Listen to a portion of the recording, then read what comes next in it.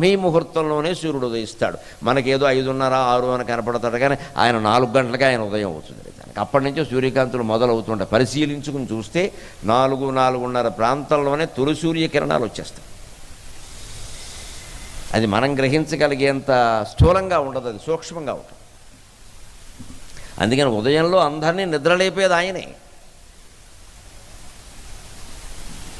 అందుకే పూజయేశ్వ వివస్వంతం భాస్కరం భువనేశ్వరం అంటారు ఆదిత్య హృదయంలో. భాస్కరం భువనేశ్వరం ఉద్యంతం సముద్యంతం భాస్కరం భువనేశ్వరం. అదిగో సముద్యంతం ఉదయిస్తున్నాడు, ఉదయిస్తున్నాడు, ఉదయిస్తున్నాడు, పైకి వస్తున్నాడు, ఆయన ఆరాధించండి అంట. అది బ్రహ్మోపాసన, అది విగ్రహారాధన కాదు. సూర్యుడు ఒక విగ్రహం కాదు. అందుకే ప్రత్యక్ష దైవం అనే మాట మరెవ్వరికీ లేదు, సూర్యనారాయణమూర్తికి తప్ప.